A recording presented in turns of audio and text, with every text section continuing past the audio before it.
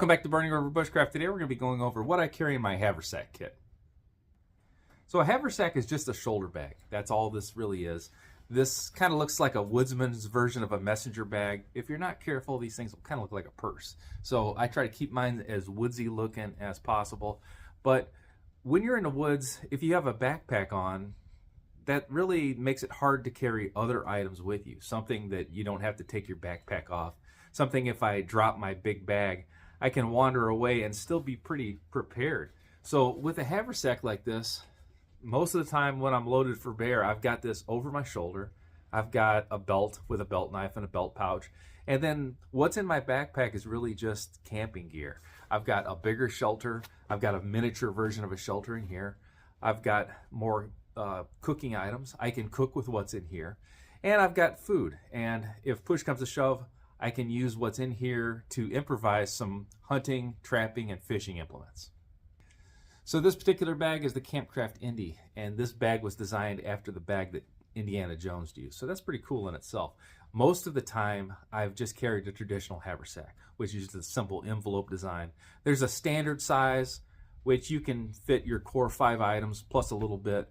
And most of the time I've used the larger size. So the larger ones, you can get a full 10-piece kit in, just like I have in here, but you're a little bit less organized compared to having a more modern style bag.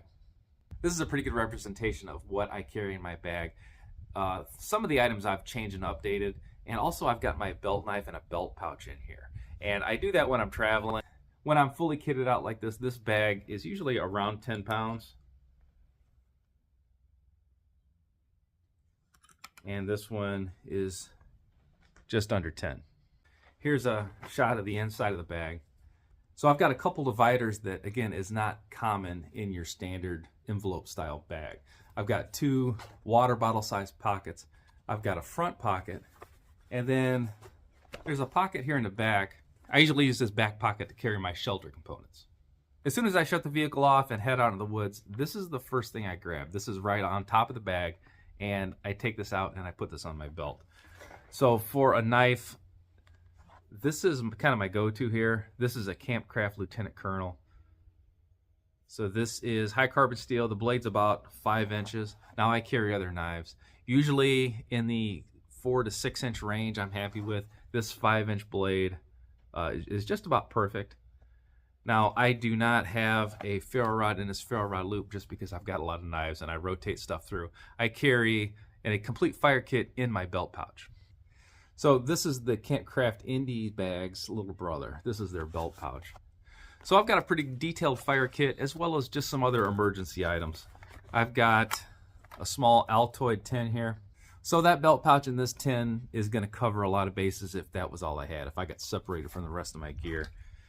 So I've got some aqua tabs. I got quite a few of those in here. I have a small Altoid size 10 survival knife. So with my backup knife and my aqua tabs out of the way, I've got a couple Grim cards down here on the bottom.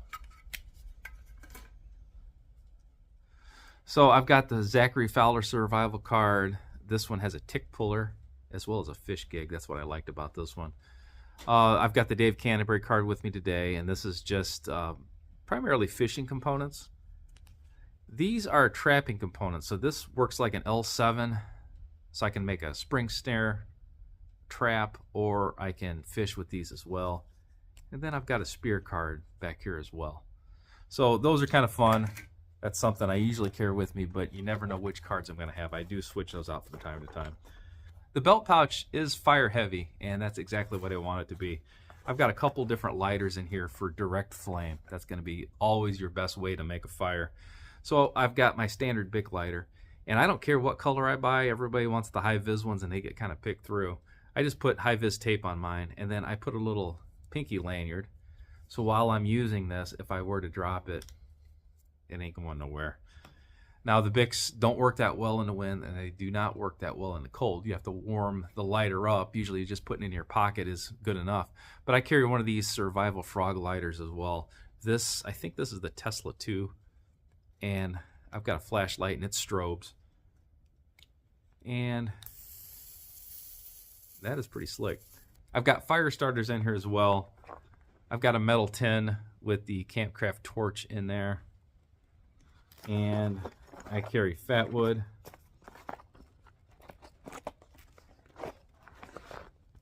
So I've got enough fat wood here to start more fires than I really would ever need to.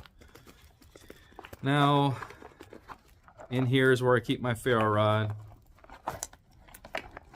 So it's in here safe, not on my knife sheath. So this is a 1/2-inch ferro rod. I also have some Yuko storm matches in here. So down here in the bottom, I've got a piece of chaga.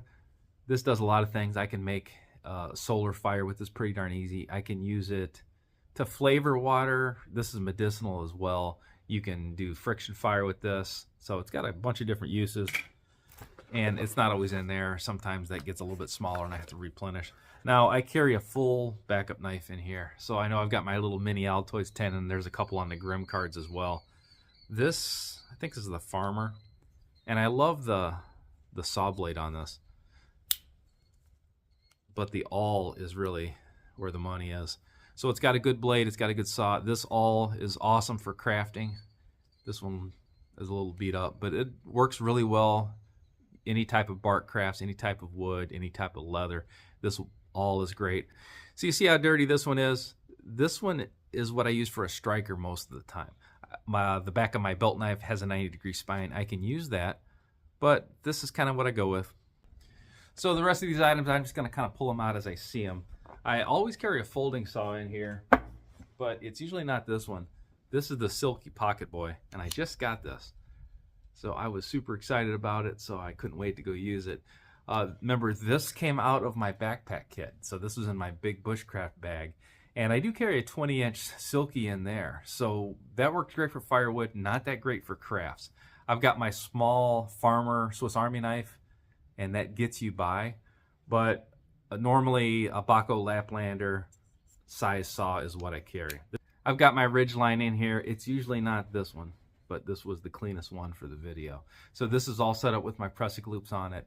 So this is about 7 arm spans for me. So that ends up being about 35 feet.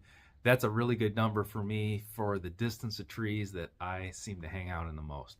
And this is right on top. So this is my go-to cordage. If I need a rope for something, if I have to tie a boat up, if I have to throw a rope over a tree to pull down some dead branches for firewood, this is kind of my go-to line. So I do carry gloves. These are mechanics gloves. Most of the time I just have an inexpensive pair of leather gloves. Sticking with that 10C concept here, this is a double stacked Leatherman pouch. Most of the time I do not carry this on my belt. This Kydex just is not that comfortable. If I'm sitting, it just doesn't have any give or any movement at all. This is an original super tool. So I carry a Wave now. Normally in an urban situation, I've usually got a Wave with me. This one I keep in my bag, and because it's nested like this, I've got the Micro in here as well. So ton of tools. It's a lot of weight, but in a modern situation, if I'm around a four-wheeler or a canoe or any type of cabin situation, there's mechanical things, and when you have mechanical problems, sometimes you need mechanical tools to fix those. So all the way in the bottom here is where I carry my shemagh. And these are really handy. This one's in pretty good shape. Some of mine get burn holes in them. This is used as a towel or a ground cloth or a hot pad before it's used for anything else. So this is big and bulky, but this works a heck of a lot better than a standard bandana. I will always have some type of cotton rag with me. This is the kind I prefer to carry. I always carry a 32-ounce stainless steel water bottle. This is the one I've used the most. It's kind of dented up, dinged up, but I like it. Now, I have a nesting cup with this as well, but it's kind of dirty right this second. I was doing some digging with it, so it is not in my bag. So I do carry a headlamp. I'm not too particular about which kind it is. I carry energizers a lot, but I do have a lot of headlamps, so I will rotate them in and out. I am transitioning to more of the rechargeable, so I do prefer a rechargeable headlamp to a battery, but this is the one I've got with me in my bag right now. If this is the kind of thing you like to see, go ahead and like the video, subscribe to the channel, leave me a comment in the comment box, and ring the bell to be notified of my latest videos. You can also find me on Instagram, Facebook, and TikTok at burningriverbushcraft. I also teach outdoor classes at outdoorcore.com. So to go with that paracord, I carry a lot of bank line. And again, I'm out there bushcrafting and having fun. This is a lot of cordage to carry. I'll pull off a hank of maybe 50 feet of this when I start to worry about weight and worry about size. With that kit, I keep this with me, so I've got it out in the woods and I'm just practicing my skills and enjoying myself. So I like to have plenty of cordage available. So I've got my compass as well. This is a Sunto. This was not the compass that I used for all my classes back in the day. That one broke. I had it attached to a paddle skirt on a kayak, and I bailed out of the kayak and ripped the top half off of it. So I've still got the base. I've got it as a base plate compass, but I got a new one just so I would have this flip up mirror and it would help me sight with it. So heck of a compass. I'm glad to have it, but this one doesn't have that much age on it. So I do have a small roll of Gorilla Tape as well, and you see this has been carried a lot and used a little, and that's pretty standard. You're not going to need that much tape on a regular basis, but when you do need it, it's kind of handy to have. So a small roll like this fits in my bag. If I was really tight for space, I would take this off and wrap it around a stick or wrap it around a cup. But for that bag size, a small roll like this works out great. For my shelter component, I carry a lot of different options. These space blankets pack down really nice, but it's not my preferred option. I do have several of these, so they end up going in these bags, and I don't really use them that often. If I have wet ground, I'll pull this out and sit on it. If I plan on using a tarp, I've got a lot of smaller 5x7 tarps that I will carry that really don't take up that much more space. Now, I also have enough stakes to set this up using my ridgeline. And this is a 55-gallon drum liner, so this is going to be my go-to either for just picking up big resources. I can make a mat with this. I can use this as a vapor barrier if I had to sleep on the ground with this in a lean-to configuration. So a big, heavy 55-gallon drum liner like this is always going to be in my kit. So in the front pocket, I do carry a notebook as well as a standard pencil and a mechanical pencil. The mechanical pencil does a lot better job keeping my notes small, especially if I'm writing on a map. Now, I use this style notebook if I'm out there taking a lot of notes. If it's inclement weather or I'm taking a class, I will always go with a Ride and Rain notebook. So I've got a small carabiner that's attached to the bag, and I've got a couple items that I just keep in the bag at all times. Now, I carry a lighter. I usually have one in my pocket, and I've got 2 of them on my fire kit, but this is independent of any of that stuff. So I have an Exotac sleeve here. I got the fire sleeve with a regular Bic in there as well. And then I also have a 1/2-inch ferro rod. So whenever I have this bag, no matter what else is in it, I know I'm going to have a lighter and I know I'm going to have a ferro rod. Now I keep my paste beads in here as well. That is not something I use that often, but if I'm practicing or if I am at a class, they're in here, I'll take them off this bag and usually attach them to my backpack strap. I like to keep them up high so I can see them and keep a pretty good count on where I'm at. So that's a pretty basic sub 10-pound haversack kit.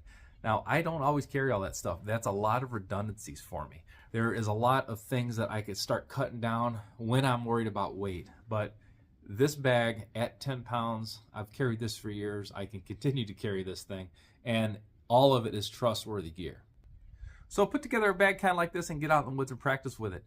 Let me know if there's something I'm missing. Let me know if there's something that you always carry that I don't. Maybe I can pick up a new trick or two. Till next time, this has been Jamie Boggs with Burning River Bushcraft. See you soon.